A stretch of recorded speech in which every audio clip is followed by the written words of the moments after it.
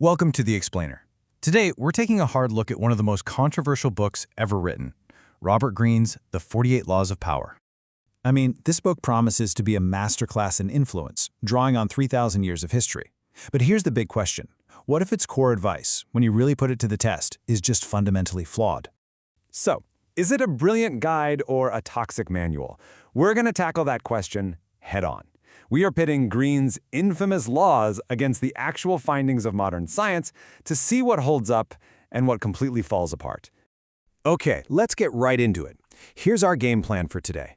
We'll start with the book's wild reputation, then we'll test its laws in the workplace and in our social lives.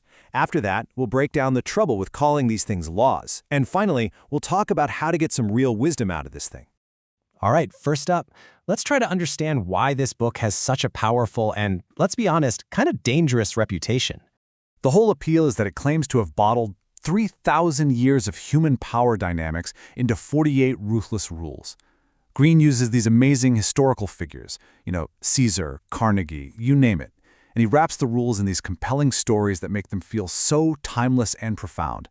It promises to show you how power really works. But of course, there's a flip side. Critics call it a straight-up manual for manipulation. And get this, it's famously popular among prison inmates. Now, the idea that it's banned in entire countries is mostly a myth, but it is actually restricted in some U.S. prisons. That tells you something, right? Okay, so enough about the reputation. Let's get practical. How do these so-called ancient laws actually hold up in a place we all know pretty well, the modern office? Law number 1. This is probably the most famous one of them all. The advice is simple. Hide your talents, don't make your boss feel insecure. And look, on the surface, that sounds kind of savvy, like a good way to manage up. But is it really?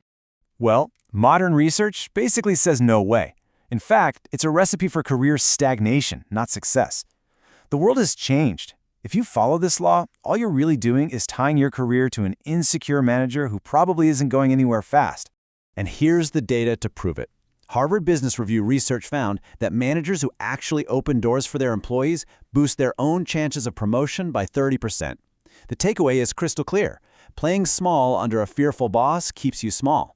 The real power move is to find a confident mentor and shine strategically.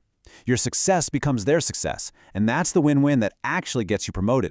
Okay, so that's the office. Now let's shift gears over to your social life, because believe me, this is where the book's advice gets even more controversial. So, law number 2.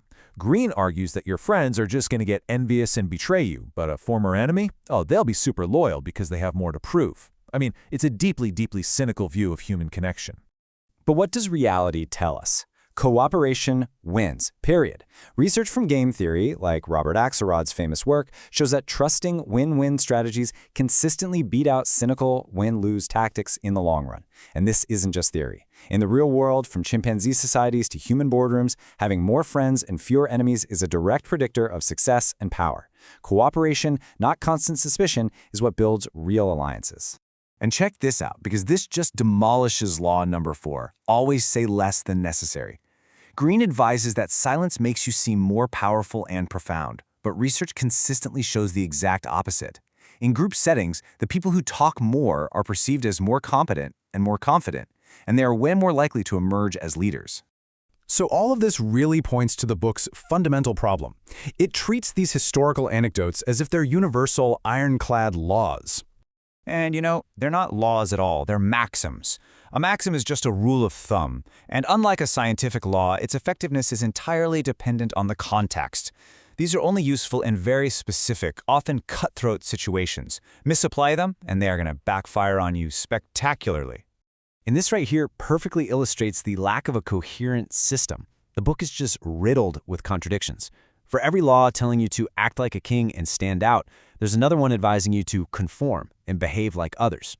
Create a cult and appear invincible, but also never appear too perfect. There's just no clear guidance on when to apply which strategy. So, given that the laws are contradictory and often scientifically unsound, should you just toss the book aside? Well, not necessarily. The key is to change how you read it. You see, its greatest value is not as a how-to guide, but as a what-to-watch-out-for guide. Its real utility isn't in adopting these tactics yourself, but in learning to recognize manipulative behavior. Think of it like a field guide to the dark arts, which lets you defend yourself against them. So here's a smart 3-step approach. First, use the book to recognize when someone is trying to manipulate you. Second, understand their motives so you can protect yourself. And third, and this is the big one, look beyond the cynical maxims to build sustainable power through cooperation and real value. Because ultimately, lasting power doesn't come from a rigid set of amoral rules. It's built on creating real value, fostering cooperation, and building trust and strong alliances. It's about developing the wisdom to navigate complex dynamics, not just manipulate them. So that leaves us with a question, right? What does true, sustainable power mean to you?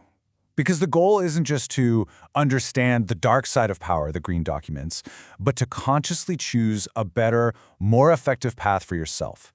The real power lies in having the wisdom to know the difference.